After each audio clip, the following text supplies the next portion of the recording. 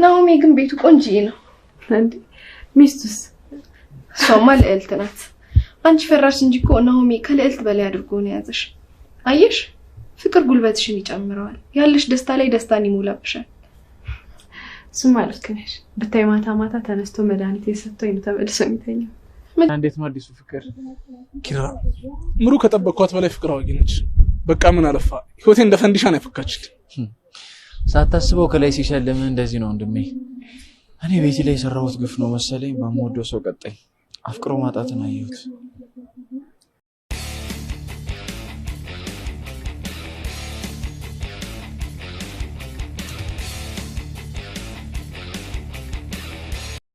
በትናንትናው ክፍል ሀሴትና ሄኖክ መንገድ ላይ ቆመው ሲያስቸግራት ምንም እንዳልተጸጸተ ነበር ያየነው ሀሴትም እቤት ከገባች በኋላ በጣም ተናዳለች ባደረገው ነገር እና በቃ እኔ ሀሴት አይደለም እሰራለታለሁ ለኪራም እነግረዋለሁ ምናልባት ፈጣሪ ስላልቀጣው እኔ እንድቀጣው ልኮልኝ ይሆናል ብላ በቃ በጣም ተናዳበታለች የሚያረጋው ነገር በጣም ያስጠላል የሆነ ማለት ባደረገው ነገር እንዳልተጸጸተ ስለሚያስታውቅ አናዷታል በጣም ማለት ነው እነ ናሆሚ በቃ ምርር ብሎታል ናሆም የመጨረሻውን ነገር እንደምታፈቅረውና እንደማታፈቅረው እውነታውን እንድትነግረው በቃ ይፈልጋል ራቅ ብሎም የተከራየው በቃ ከሷ ርቆ ከምሩ ርቆ ተስፋ መቁረጥ ስላለበት የራሱን ህይወት መጀመር ስላለበት እንደሆነ ሲነግራት ትደነግጣለች ይሄ ቀን የሚመጣል መሰለኝም ነበር ብላ በቃ መጨረሻ ላይም በቃ ንገሪኝ እንቅጩም ታፈቅሪኛለሽ አታፈቅሪኝም ብሎ ሲጠይቃት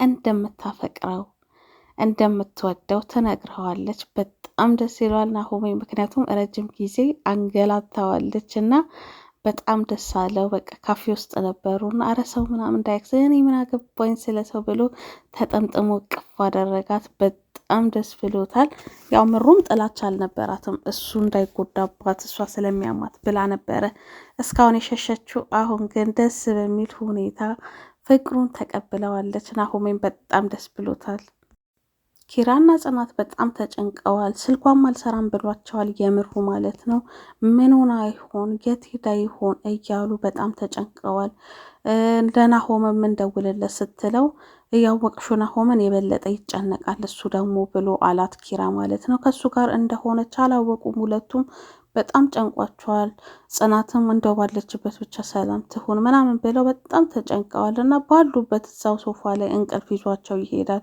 ኪራና ጽናትም ማለት ነው እነምሩም ተቃቅፈው ተኝተው አለማቸውን እየቀጩ ነው እንግዲህ ጠዋት ሲነሳ እቅፍ ውስጥ ናት ያለችው ምሩና አሁን በጣም ደስ ብሎታል ከዛን እሷም ነቃች ከዛ 24 ሰዓት ኮተኛሽ እጄ ላይ ምናምን ነገር እያለ ይቀልዳል ከዛ አፈስሽው እኮ ሲላት ኧረ ባካፋ ነው እያለች እየተቀላለዱ በቃ ደስ የሚል ፍቅር ላይ ነው ያሉት ምሩና ናሆሚ ማለት ነው በጣም ደስ ይላል ያላቸው ነገር በጣም ስለለፋ ደስ ብሎኛል እኔም እሺ ስላለችው ከተኙት ሶፋ ላይ ነው በጣም ያሳዝናሉ ገና አዲስ ፍቅር ስለሆነ ማለት ነው ከዛ ፍራሽ እንግዲህ እስከገዛ ከፍራሽ ከገዛዋ እስከምገዛ እዚህ ሶፋ ላይ ነው የምንተኛው ምናምን ሲላት እኔ ተመችቶኛል ዋናው በቃ ከሱ ጋር መሆኗን እንጂ የምትፈልገው ምንም አይደለም አንዳንዴ ለፍቅር የግድ አልጋ የግድ ትልቅ ቤት የግድ የሆነ መኪና ምናምን አይደለም የሚያስፈልገው ፍቅር ካለ ደስተኛ ሆኖ ለመኖር ትንሽ ነገር ላይ መኖር እንደሚቻል ነው ያሳዩን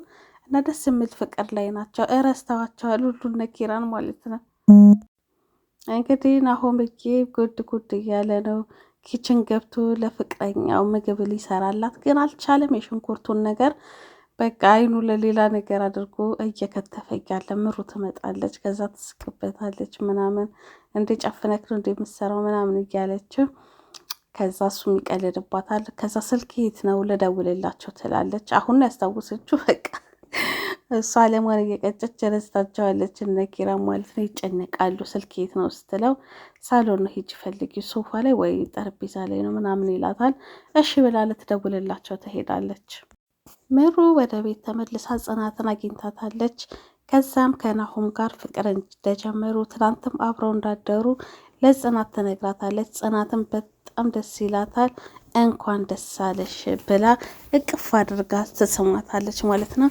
ደስታቸውን ይገላለጣሉ ናሆምን በበኩሉ ኪራን እቤቱ ይጠራዋል። ኪራ ሲደርስ ና አቀፈኝ ዝም ብለህ ይለዋል። ኪራም ግራ ይገባውና ያቅፏል። ከዛ ምንድነው ምን ተገኘ ምናምን ሲለው ምሩ ከሱ ጋር ማታ እንደነበረችና ፍቅሩንም እንደተቀበለችው በደስታ እየተፍለቀለቀ ይነግረዋል። ኪራም እኔ እኮ እንደዚህ 32 ጥርስን አግጥጠቅ ሳይክ እንደው ምን አግኝቶ ነው እያልኩ ነበረ፣ እንኳን ደስ አለክ ለማንኛውም ብሎ ጓደኛውን እቅፍ ያደርገዋል። ደስታውን ተካፍሉታል ማለት ነው። ላንተ በጣም ደስ ብሎኛል ብሎ ደስታውን እየነግረዋል ኪራ ለናሆም። ናሆምም በቃ በጣም ደስተኛ እንደሆነ ፍቅሩ እንደሰመረለት ይነግረዋል ለጓደኛው ማለት ነው። ጽናትዬ ሰኒ ጋር ትደውላለች። የሁልጊዜም አማካሪዋ ማለት በቸገራ ሰዓት ያገኘቻት ጥሩ ጓደኛዋ ናትና ምን ሆነሽ ነው የቤት የጠፋሽው እያለች ታወራታለች። ከዛም እሷም እቤት እንደሌለች እንደ ጉዞ እንደወጣች ትነግራታለች። ከዛ ወይ ነገ እኮ ጠዋት ልመጣ ነበረ እንኳን ነገርሽ ልለፋ ነበረ ትላታለች። ከዛም እሷም ስለ እህቷ የሆነ ነገር ትነግራታለች። ከዛ አይዞሽ በቃ እንገናኛለን ተባብለው ስልኩን ትዘጋዋለች። ሀሴትና ሄኖክ በተገናኙ ቁጥር እንደተፋጁ ነው። ምክንያቱም ሁለቱም ጋር ብሶት አለ ማለት ነው። ማለት እሱም አባትሽን እንደ መላክ የምታየው አባትሽም እኔን ከትምህርት ቤት አስጭሮኛል የኔ እናት ያዘነችውስ እያለ እሱም አባቷን ተወቃሽ እያደረገ ይነግራታል ሀሴት ማለት ነው። ሀሴትም አንተ በስራክ ነው እንደዛ የሆንከው ትለዋለች። ከዛ በጣም እንደተቀየረች ይነግራታል። ከዛም እንደማትፈራው ስትነግረው አውቃለሁ ድሮስ የአባትሽ ልጅ አይደለሽ በጉልበት ነው የምታምኙ ምናምን ነገር ሲላት፣ ከዛ በጥፊ ስትመታው ጽናት ስትገባ ማለት ነው። ከዛ እሱም ደንግጧል። ሀሴት ወደ ቤት ገባች። ሄኖክም ጽናትን ገፍትሯት በሩን ከፍቶ ወጣ ማለት ነው። ጽናትም ደንግጣ እያየችው ነው። ምንድነው የተፈጠረው ብላ ልክ በጥፊ ስትመታው ነው የገባቸው። ጽናትና ሀሴት ተገናኝተዋል። በጣም የሚዋደዱ ጓደኛሞች ናቸው። በቃ ትሰማታለች። ለእሷ ጥሩ ነገር የምታስብ ጓደኛዋ ናት ለጽናት ማለት ነው ሰኒ። ከዛም እያወሩ ባለ ሰዓት ስለ እነ ሄኖክ ትነግራታለች። በምን ቅስፈት ተገናኝተው እንደዚህ እንደሆኑ ገና ከመጣ ቅርብ ጊዜው ነው፣ ግን በጥፊ ስትመታው ነው የደረስኩት። ሲጨቃጨቁ ራሱ እኔ በር ከፍቼ ስገባ አልሰሙኝም እያለች ትነግራታለች። ከዛ ወይኔ ተጠራጣሪ ሆኜ ነው እንዲህ ምናምን ነገር እያለችም በራሷ ምንትን ትላለች ማለት ነው። ብቻ የምትፈልገው ኪራ እንዳይጎዳ ነው። በዚህም አለ በዛ ኪራ እንዳይጎዳ ነው ፍላጎቷ ማለት ነው። ከዛ በቃ በጣም ይገርማታል ሰኒም የጽናት ነገር እንዲ የራስሽን ላይፍ እየጎዳሽ የሰውን ማመቻቸት እንደ ምን አይነት ልጅ ነች ምናምን ትላታለች። ከዛ ግን በኋላ ሲሰማ እሺ የሚልሽ ይመስልሻል ያሳምንሻል እንጂ ኪራም ስትላት፣ ከዛ አንድ ይግባቡ እንጂ ከሀሴት ጋር ለጋሼ እነግራቸዋለሁ ብላ እኔ እንዳላደረኩት እሷ እንደሌለችበት ማለት ነው ለኪራ እንዳይነግሩት እነግራቸዋለሁ ብላ ትላታለች። ከዛ በጣም ትገረማለች። ማለት ማንም እንደዛ አያደርግም። ለቤተሰቦቹም ስትል ለራሱም ስትል ለራሷም ለአባቷም ስትል ነው እንግዲህ ፍቅሯን እየገፋች ያለችው። ጥሩ ልጅ ስለሆነች ነው ይሄንን የምታደርገው፣ የራሷን ፍላጎት ወደ ጎን ችላ ብላ ማለት ነው። ናሆም ቤት ሁሉም ተሰብስበዋል። ስለ ምሩ ሙያ ሁሉም እየመሰከሩላት ነው ያሉት። በጣም ደስ ብሏቸዋል። በቃ በእነሱ ፍቅርም ኪራም ደግሞ በቃ በጣም ያስቀናል፣ ፍቅራችሁ በጣም ነው የሚያስቀናው እያለ እየነገራቸው ነው ያለው። ከዛም በቃ ሁሉም የራሱን አስተያየት በፍቅርም ዙሪያ በምንም ዙሪያ የራሱን አስተያየት ይሰጣል። ከዛ ስለ ሄኖክም ሲወራ ሀሴት ቁልፍ መንገድ ላይ አግኝታ እንደሰጠችው ትነግራቸዋለች ማለት ነው። ስለዚህ በቃ ቤት መሄድ አይጠበቅባቸውም። ሀሴትና ሰኒ ሊሄዱ ሰኒ ጋር ልታደር ማለት ነው። ጓደኛ ልታደርጋ ልቀርባ ትፈልጋለች። ሰኒ ያላትን የልቧን ነገር ማወቅ ትፈልጋለች እና ለጽናት ስትል ማለት ነው ቤቷ ይዛት ትሄዳለች።